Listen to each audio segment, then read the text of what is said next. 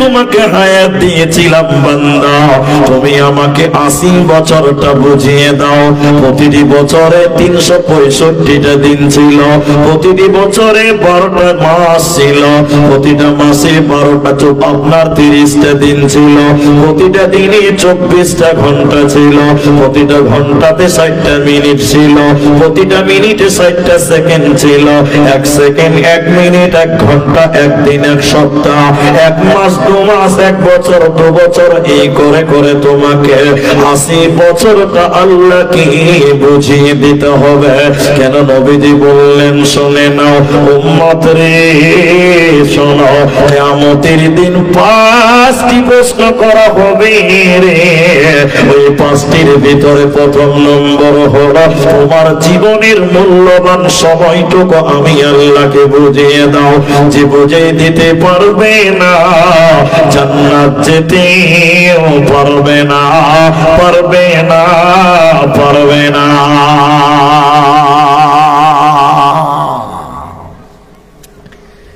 এজন্য মানব জীবনের প্রতিটা সেকেন্ড অত্যন্ত ইম্পর্টেন্ট, অত্যন্ত গুরুত্বপূর্ণ একটা সেকেন্ড মানুষের জীবনের।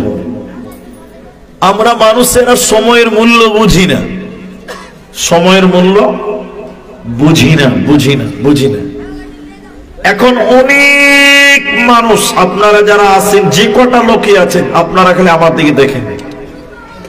আমাদের হায়াত মওত আল্লাহর হাতে রয়েছে। সবাই বলুন, কার হাতে? আল্লাহর হাতে। আপনি কখন মরবেন এটা আপনি জানেন? জানেন? আপনারা কেউ জানেন না, কিন্তু কিছু কিছু মানুষ জানে যে কখন মরবে। আপনি বলছেন কে জানে? জানে কে? দেখবেন একটা লোককে, এদিকে দেখেন, আমার দিকে দেখেন, একটা লোককে বলছি, বাবজি নামাজ পড়বেন না, বলছে মুলি সাহেব এখনো নামাজের টাইম হয়নি। তার মানে এখনো 40 বছর বাঁচবে, ও নিশ্চয়ই জানে। না জানলে বললো কি করে যে টাইম হয়নি? কথা বুঝতে পারছেন?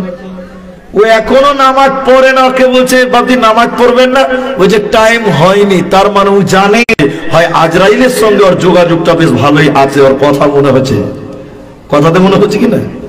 কিন্তু না, তোমার এত মূল্যবান, আল্লাহকে তিলে তিলে বুঝিয়ে দিতে হবে। তুমি কি করে পার করলে দিন, কি করে পার করলে রাত, তোমাকে বুঝিয়ে দিতে হবে। বর্তমান সময়ের মানুষেরা এই হিসাবটা করছে না, যার জন্য বর্তমান সময়ের কিছু নির্বোধ, বর্তমান সময়ের কিছু যুবকেরা 1 জানুয়ারিতে পিকনিক পালন করে, পিকনিক খেয়ে আনন্দ ফুর্তি করে। আপনাদের দিকে করে না? এদিকে করে না? হারাম তো ফতোয়া আলাদা, ওটা ফতোয়া আপনাকে দিতে হবে না বাবজি। এদিকে দেখেন 1 জানুয়ারি যারা পালন করে তাদের বিবেকের কত অভাব। আপনারা শুধু আমার দিকে এটুকু বুঝেন, আপনার জীবনের আল্লাহ 70 বছর রেখেছে, 70 বছর। এদিকে দেখেন, এই কথা বলিও না, 70 বছর থেকে 2024 সাল শেষ। আজকে ডিসেম্বরের 28 তারিখ চালু হচ্ছে, 27 তারিখ শেষ। 24 সালটা পার হয়ে গেল, তাহলে আপনি আনন্দ করবেন না দুঃখ প্রকাশ করবেন যে আল্লাহ 1 বছর 24 সাল চলে গেল, আমি নামাজ পড়লাম না, রোজা করলাম, একটা বছর টাইম কি কিভাবে পার করলাম? এই টেনশনে মানুষেরা, মুসলিমেরা দুঃখ প্রকাশ করবে, আল্লাহর কাছে কান্নাকাটি করবে না। মাথা মোটা গোবরওয়ালা মাথাওয়ালা কিছু ভেড়া এই 1 জানুয়ারিতে গঙ্গা নদীর ধারে যে ডিজে গান বাজাবে আর পিকনিক খাবে, এরকম কিছু নির্বোধ এলাকাতে আছে না? নাই? হ্যাঁ না বলে? সময়ের কোনো মূল্য নেই, সময়ের কোনো মূল্য নেই। তোমার প্রতিটা সেকেন্ড বুঝিয়ে দিতে হবে যে আজকের এই 14 সাল 24 সাল ইংরেজি 2024 সাল কি করে পার করলেন, একবার চিন্তা করলেন না। নবীজির হাদিসটা শোনেন। নবীজি বললেন, প্রথম তোমাকে প্রশ্ন করা হবে আন উমরিহি ফিমা মা আফনাহ, তোমার জীবনের সময়টা আমি আল্লাহকে বুঝিয়ে দাও। তুমি যখন না তোমার বাঁচার উপায় হবে না। এজন্য নবীজি অন্য আর একটি হাদিসের ভিতরে বললেন, ইগতানিম খামসান ক্বাবলা খামসিন, পাঁচটা জিনিসকে গনিমত মনে করো, নিয়ামত মনে করো, হীরের টুকরো মনে করো। ওই পাঁচটির ভিতরে একটি হলো সময়, একটা নিয়ামত হাত ছাড়া হয়ে যাওয়ার আগে। তোমার 2024 সাল শেষ হতে চলেছে, তোমার নিয়ামত ফুরিয়ে যাচ্ছে। অতএব তুমি আল্লাহর কাছে কান্নাকাটি করো, আল্লাহ আমি সময়ের হিসাব তো দিতে পারবো না, আল্লাহ জানি না কি গুনাহ করলাম বা কি নেকি করলাম, আল্লাহ তুমি আমার হিসাবকে সহজ করে দাও। যে ব্যক্তি নিজের হিসাবের জন্য, সময়ের হিসাবের জন্য কান্নাকাটি করবে, কাল কিয়ামতের দিন সেই ব্যক্তি বেঁচে যাবে। আর যে সময়ের গুরুত্ব দিবে না, ও কিন্তু বাঁচতে পারবে না, পারবে না, পারবে না। রায়গঞ্জে একটা ডাক্তারকে ফোন করেছেন আপনি, রায়গঞ্জে। ডাক্তারটা কে হলো না আপনার পরিচিত ডাক্তার, আপনি তার কাছে আসা যাওয়া করতেই থাকেন, পরিচিত হয়ে গেছে। ডাক্তারকে ফোন করে প্রথমে কি বলতে হবে, কি বলতে হবে? স্যার 2 মিনিট টাইম হবে, এই কথা বলতে হবে কিনা? স্যার 1 মিনিট টাইম পাওয়া যাবে? তার মানে তার জীবনের 1টা মিনিট আপনার পেছনে ব্যয় করতে চাই। এই জন্য আল্লামা দেলোয়ার হোসেন সাঈদী রাহিমাহুল্লাহ তিনি বলতেন, সবচেয়ে বুদ্ধিমান ব্যক্তি সেই যে সময়ের মূল্য দিতে পারে। আজকের মুসলমানেরা সময়ের গুরুত্ব দিতে জানে না। জি, ঘড়ি কোনদিন বসে থাকে? ঘড়ি বসে থাকে না। घड़ी बोलते मैं टिक टिक टिक टिक टिक टिक टिक टिक चलती हो, हरदम हरदम चलती हो, कभी नहीं रुकता हो। घड़ी बोलते আমি এমন একটা ট্রেন সব সময় চলতে থাকি, আমার কোনো স্টপেজ নাই। দ্বিতীয় নম্বর শুনিলেন, কিয়ামতের দিন মানুষকে 5টা কথা জিজ্ঞাসা করা হবে। দ্বিতীয় নম্বর নবী বললেন, ওয়ান শাবাবিহি ফীমা আবলাহু, যৌবনকাল কিভাবে তুমি পার করেছো, যৌবনকালটা আমি আল্লাহ কি তোমরা বুঝিয়ে দাও। আজকে যুবকেরা সবচেয়ে পাপের কাজে জড়িয়ে গেছে। যুবকেরা কারা? যুবকরা। মদের আড্ডায় কে? কোন বুড়া না, যুবক। জুয়ার আড্ডা থেকে, ক্রাম বোর্ডে কে? যুবকেরা। গানের আড্ডা থেকে না, যুবকেরা। সব ফাহিশা কাজের মধ্যে যুবক। আল্লাহর নবী বলেন, প্রতিটি যুবককে কিয়ামতের দিন বলা হবে, হে যুবক তুমি 18 বছরের জিন্দেগিটা কিভাবে পার করেছিলে বলো, যৌবনকাল কিভাবে তুমি অতিবাহিত করেছো বলো। যে যুবক সুযোগ, যে যুবক নিজের যৌবনকাল ঠিক কাজে লাগাবে না, ওই যুবক আল্লাহর কাছে কিয়ামতের দিন হিসাব দিতে পারবে না, ওর বাঁচার উপায় রবে না।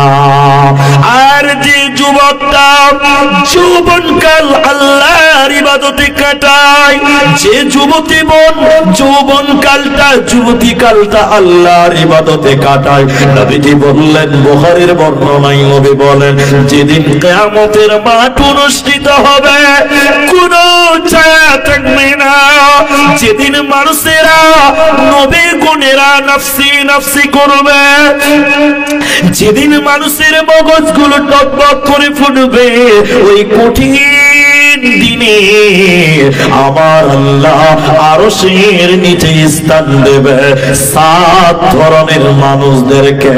7 শ্রেণী মানুষকে আল্লাহ তার আরশের মেহমান বানাবে, রহমতের ছায়া দিবে, বরকতের ছায়া দিবে। ওই 7 জনের ভিতরে একজন হলো ও শাবুন নাশা ফি ইবাদাতিল্লাহ, যে যুবক যৌবনকাল আল্লাহর ইবাদত করে, করে, যে যুবক যৌবনকাল আল্লাহর ইবাদতে অতিবাহিত করে, যৌবনকাল রবের পথে বিলিয়ে দেয়, এই যুবককে আমার আল্লাহ কিয়ামতের দিন তার মেহমান বানাবেন, আরশের নিচে স্থান দেবে। এই যুবকের কোনো চিন্তা রবে না, রবে না, রবে না। তাই নবীজি বললেন, উম্মত রে, কিয়ামতের দিন তোমাদের দ্বিতীয় যে প্রশ্ন করা হবে, তুমি তোমার যৌবনকালের হিসাবটা দাও। এদিকে দেখেন, এই রাস্তা দিয়ে রাত বেড়ায়, আমরা রাতে বেড়াই, রাতে রাতে রাস্তাতে। আমি কোন গ্রামের নাম বলবো না, আমি আপনার করণদিঘি এলাকার গ্রামে কানায় কানায় কানায় কানায় আমি পৌঁছিয়েছি আপনাদের দোয়া আশীর্বাদে, তাই আমি গ্রামের নামটা বলছি না। আমার দিকে দেখেন, খালি রাত 1:30 2:30 বাজে, 1:30 2:30 এরকমই হবে। গাড়ি নিয়ে ড্রাইভার আর আমি যাচ্ছি, রাত জাগা মানুষ, বুঝলেন, দুটাই খেপার মতন রাতে গাড়িতে বসে বসে চলছি। আর গ্রামের ভিতরে যাচ্ছি, কয়েকটা ছেলেকে দিয়ে জায়গায় জায়গায় দেখছি রাত 1:30টার সময় কানে মোবাইল ধরে হেলো হেলো করছে। ও কি জিবরাইল আল্লাহর সঙ্গে কথা বলছে? বলে ও কি ফেরেশতা যে আল্লাহর সঙ্গে এত রাতে আমাদের নবী মুসা আলাইহিস সালামের মতন আল্লাহর সঙ্গে যোগাযোগ করছে এত রাতে? ওগুলা কার সঙ্গে কথা বলছে বলেন তো? এরা কথা বলে না। কার সাথে? বেটি ছেলের সঙ্গে ফোনে কালি হ্যালো গেল গেল হ্যালো। এখনকার ছেলেদের কার কীর্তি দেখে মনে হয়েছে যে শয়তানও এদেরকে দেখে বলে যে আল্লাহ তুমি আমাদের কেন সৃষ্টি করেছিলি, এরাই তো আমার চেয়ে খারাপ। আমি ঠিক বললাম না ভাই? শয়তানও লজ্জা পায় এদের কার কীর্তি দেখে। তো যুবক, তুমি যৌবনকাল আল্লাহর ইবাদতে কাটাও। এখন দুটি প্রশ্ন করব, উত্তর দেন। এই এদিকে দেখেন, আপনাদের করণদিঘির বাজারে একটা নারকেলের দাম কত? যেটা ছিলা থাকে নারকেল, 30 টাকা, 40 টাকা, 25 টাকা, 20 টাকাতেও নারকেল পাওয়া যায়, যায় না? কিন্তু একটা ডাবের দাম কত? ডাব 50 টাকাতে ডাব পাওয়া যায়? 80 টাকা, 70 টাকা, 100 টাকা ডাব। সেদিন বিলাসপুরের হাটে দেখলাম, আমি নিজে দেখেছি, 100 টাকা করে বিক্রি করছে ডাব। তাহলে এখন আপনি ভাবেন তো, একটা ডাবের দাম 80 টাকা, 100 টাকা, আবার নারকেলের দাম মাত্র 30 টাকা। একবার চিন্তা করে দেখেছেন? তার মানে জানেন, ডাব হলো কচি যুবক। ডাকটা কি? ডাব যুবক, যুবক। আর নারকেল হলো বুড়া থুপড়ি মাল, ও মালের দাম নাই। বুঝলেন? আল্লাহর কাছে, নবীজির কাছে যুবকের মূল্য ডাবের মতন বেশি। কারণ যুবক যে কাজ করবে, ইচ্ছা করবে, সেটাই করতে পারবে। বৃদ্ধর দ্বারাই সব কাজ করা সম্ভব হবে না। ঠিক বললাম না? চেয়ারম্যান বুঝেন? চেয়ারম্যান, এই তোমরা বলো, চেয়ারম্যান বুঝেন? কাকে চেয়ারম্যান বলে? মেম্বারকে চেয়ারম্যান লয় রে খাপা। মসজিদে যে চেয়ারে বসে বসে নামাজ পড়ে, ওকে বলে চেয়ারম্যান। ওই খরিদ্দার আপনাদের দিকে আছে চেয়ারে বসে নামাজ পড়া? নাই? আপনার দিকে নাই? মসজিদে নাই? কত জালসাতে চেয়ারম্যান দেখছি বেশি মসজিদে ভাই, চেয়ারম্যান নামাজ পড়ছে। আমি হালাল হারামের ফতোয়া দিব না, ওটা বড় আলেমরা দিবে। আমি যেটা আপনাকে বলছি, চেয়ারে বসে নামাজ পড়তে হবে কেন গো? কেন পড়বেন? আপনি আপনার স্কুলের যে মাস্টার, হেডমাস্টার আপনাকে পড়িয়েছে, হেডমাস্টারের কাছে আপনি গেছেন, হেডমাস্টার যদি বলে এই বসো, আপনি বসতে পারবেন না? বসতে পারবেন? এরা কথা বলে না? লজ্জা লাগবে, শরম লাগবে। হেডমাস্টার স্যারের সামনে বসবো চেয়ারে, তার আদবের খিলাফ মনে হচ্ছে কি হচ্ছে না বলে? আর তুমি নামাজ পড়বে, কার সামনে দাঁড়াবে? আল্লাহর সামনে দাঁড়াবে। তখন বলছে চেয়ারটা লিয়ে দেবা, দুর্গার নামাজটা পড়ে এলি, তোমাকে লজ্জা লাগে না? হ্যাঁ, আমি হালাল হারামের ফতোয়াটা রেখে দিলাম। আমি যেটা বলতে চাইছি, চেয়ারে নামাজ পড়বে কেন? তার কারণ হলো 55 বছরের বয়স, চাচা এখনো মসজিদে যায় না। মুলবিরা ঘোঁচা মারতে মারতে বহু হয়ে গেছে বাড়িতে, বেটা বহু, বহু গেলা শ্বশুরকে লজ্জা দিচ্ছে, বাজি নামাজ পড়বেন না জুমার দিন। বহুরা যখন খুব কুচুর মুচুর করছে, পতারাও জ্বালাইছে। এই 55 বছরের বুড়া মালটা মসজিদে ঢুকে গেছে, দুরিকাত নামাজ পড়তে যে রুকুতে গেছে, পাঞ্জরের হাড্ডি টেনে ধরে আছে, টেড়া হয়ে আছে, আর রুকু তো করতে পারছে না। আসরের নামাজ পড়তে যাওয়ার পোতাকে বলছে, আবে চেয়ারটা লিয়ে আইতে হবে, নামাজটা পড়ে লি। ভদ্রলোক জোহরের পর আসরের নামাজ পড়তে যে চেয়ার লাগছে, লাগছে কি লাগছে না? এরা হ্যাঁ না বলে না? কিন্তু এই লোকটা যদি 10 বছর থেকে নামাজ পড়তে থাকতো, এই লোকের আজকে চেয়ারের প্রয়োজন হতো, হাড্ডি বাঁকা হতো কিনা? এই 55 বছরের লোকটা যদি তারাবিতে লাগিয়ে দেওয়া হয় তাহলে কি হবে বুঝলেন স্যার? নতুন নামাজ, রমজান মাসে নামাজ ধরেছে, 60 বছর বয়স, ওই মোচ পর্যন্ত সাদা হয়ে গেছে, বুঝলেন? তারাবি পড়তে গেছে, ওর পতাকা বাঁচা যাই নামাজটা পার, একদম ইমামের পাঞ্জরে নামাজ পড়ে জান্নাত চলে যাবো। 60 বছর অব্দি নামাজ পড়েনি, একদম ইমামের পেছনে মোটা যাই নামাজ পেরে দিয়েছে তারাবিতে। আর রমজান মাসের তারাবি কত স্পিডে চলে? তারাবি 5G স্পিডে চলে। কত স্পিডে চলে? এই বুড়া 60 বছর অব্দি নামাজ পড়েনি, দুরিকাত নামাজ পড়ে তো পতা কইছে, দাদু কি হলো? বলে ভাই তোরা পড়ালে আমি পড়ে নিব ভাই। নামাজ ছেড়ে মসজিদ থেকে পালাবে, পালাবে না কেন? যৌবনকালে আল্লাহর ইবাদত করেনি। তাহলে যুবক শোনো, যৌবনকাল সম্পর্কে তোমাকে আল্লাহর সামনে হিসাব দিতে হবে। প্রত্যেকটা বয়স্ক মানুষ যুবক ছিল, প্রত্যেকটা বুড়া মানুষ একদিন যৌবন পেয়েছিল। অতএব বৃদ্ধ বাবাজিরা শরম করলে হবে না, দুঃখ করলেও চলবে না। আল্লাহ কিয়ামতের দিন তোমার 25 বছরের সময়, তোমার 20 বছরের সময়টা আল্লাহ জিজ্ঞাসা করবে।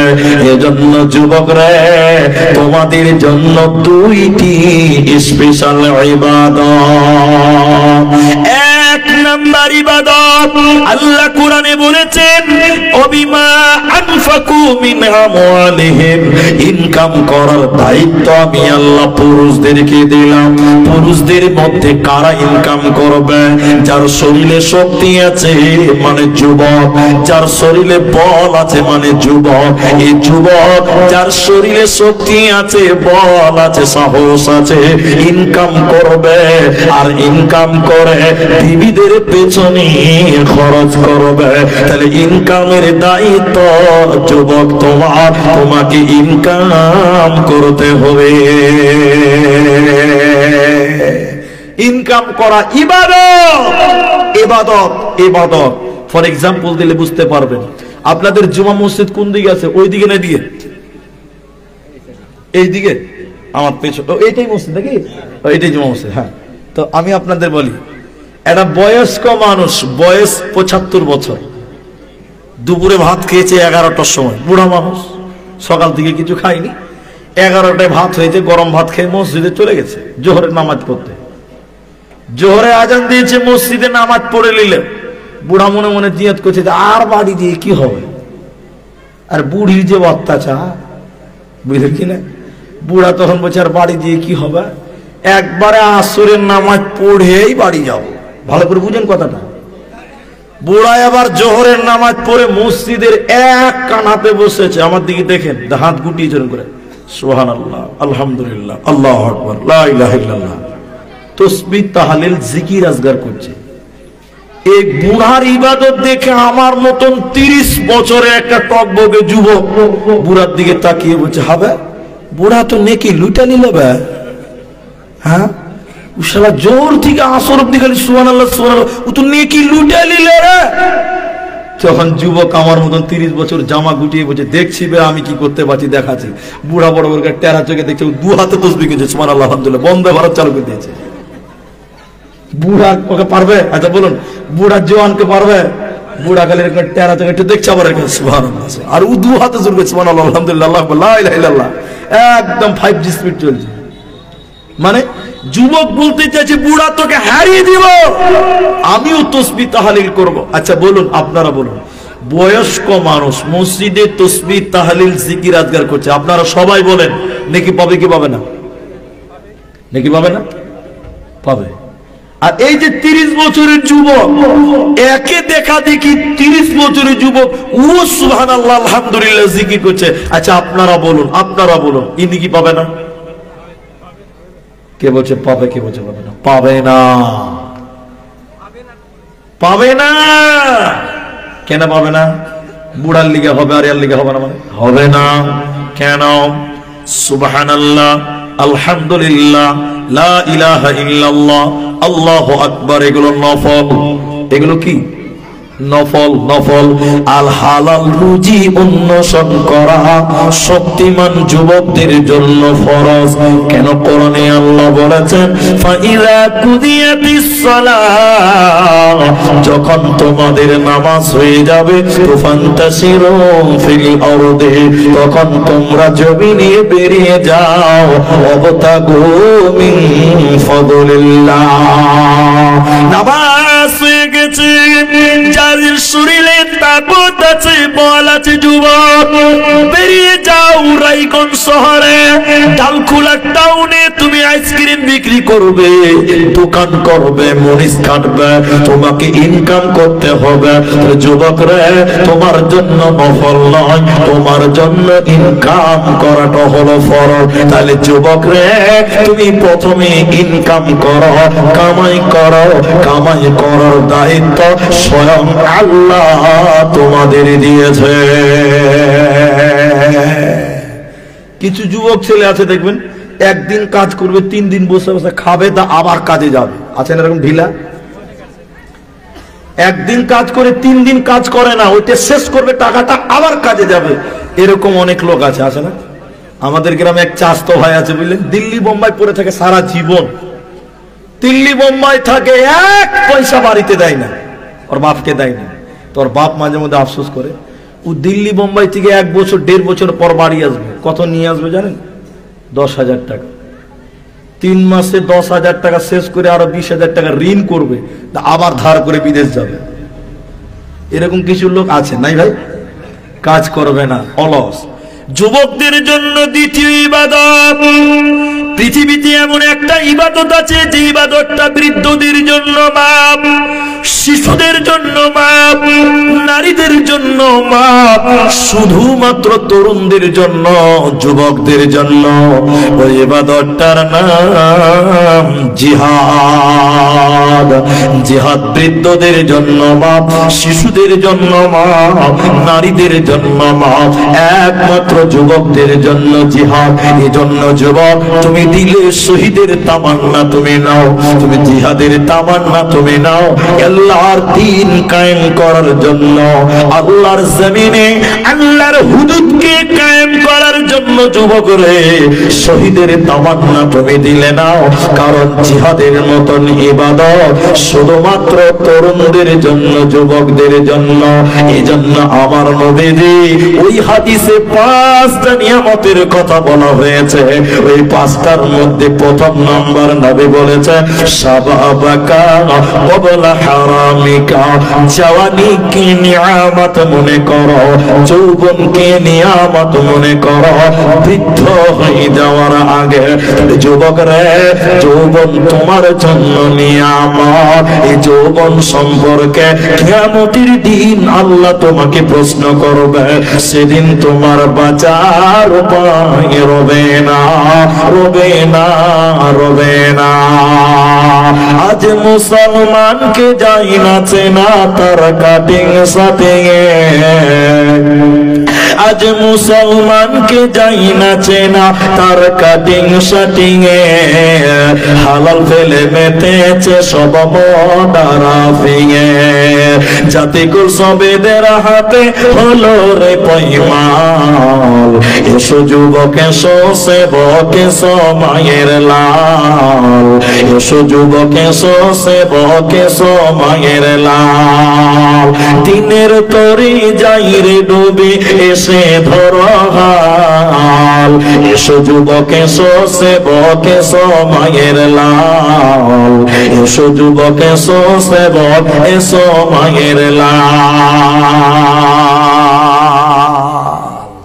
এই জন্য যৌবনকাল একটা রত্ন, একটা রত্ন, একটা রত্ন। যৌবন যদি ফুরিয়ে যায় আর আপনি যদি কেঁদে কেঁদে মোনাজাত করে কপাল ফাটিয়েও দেন সাজদা করে, যে আল্লাহকে বলেন, আল্লাহ যৌবন কালটা আবার একবার দাও, আর পাওয়া যাবে? এক চান্স, এক চান্স যৌবন। এই জন্য নবী বলছেন শাবাবাকা ক্বাবলা হারামিকা, জওয়ানিকে নিয়ামত মনে করো, যৌবন কালটাকে হিরির টুকরে মনে করো, গনিমত মনে করো। ফুরিয়ে যাওয়ার আগে যৌবন কাল চলে গেলে ওই কালটা আর পাওয়া যাবে। ইসলামের সোনালী ইতিহাস জানেন? নবীজি বলছেন যুবকরা আমার সাথী হয়েছে, বুড়ারা আমার বিরোধিতা করেছে।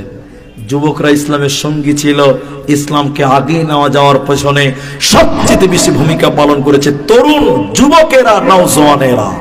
নাম্বার 3, প্রতিটি মানুষকে কিয়ামতের দিন জিজ্ঞাসা করা হবে, তোমার জীবনে 50 কোটি টাকা ইনকাম করেছ, তোমার 70 বছর জীবনে তোমার আয় ছিল 50 কোটি টাকা, 10 কোটি টাকা। আল্লাহ বলবেন টাকাগুলো কেমন করে উপার্জন করেছ, আমি আল্লাহকে বুঝিয়ে দাও। এই পশ্চিমবঙ্গের খবর বলছে, একটু শোনেন, এটা আমার মুখেই খবর শুনেন, নিউজ চ্যানেল দিতে হবে না। কিছুদিন আগে এই রাজ্যে খালি টাকা বের হচ্ছিল, খালি টাকায় আর টাকা। খবর দেখেছেন আপনার? এরা তাও দেখেনি মনে হয়। এর বাড়িতে গেছে, শিক্ষামন্ত্রী বাড়িতে গেছে, বলছে 1 বস্তা টাকা।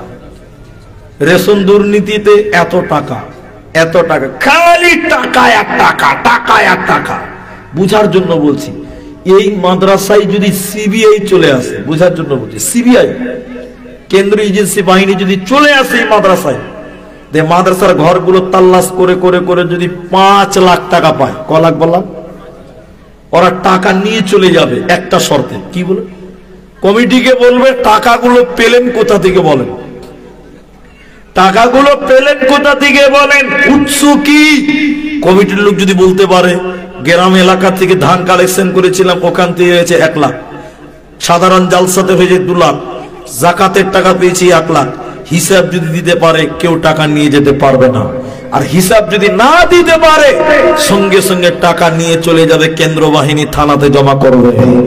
আল্লাহর নবী বললেন শরব, তোমার জীবনে সারা জীবনে তুমি 10 কোটি টাকা কামাই করেছ, কিয়ামতের দিন আল্লাহ বলবেন টাকার উৎস কি, কিভাবে তুমি কামাই করেছিলা, মাল কিভাবে ভক্ষণ করেছিলা, উপার্জন করেছ, আমি আল্লাহকে তিলে তিলে বুঝিয়ে দাও।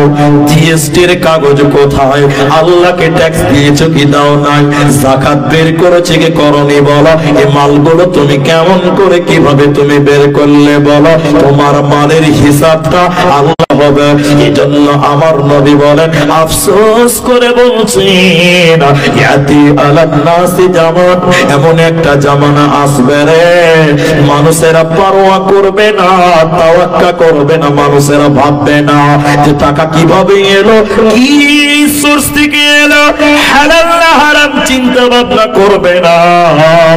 আমার নবী বললেন শোনো, কিয়ামতের দিন এদেরকে জাহান্নাম যেতে হবে, এদের বাঁচার উপায় রবে না, রবে না, রবে না। টাকার হিসাব তিলে তিলে তোমাকে বুঝিয়ে দিতে হবে, টাকা টাকা টাকা। ডুপ্লিকেট করেছো?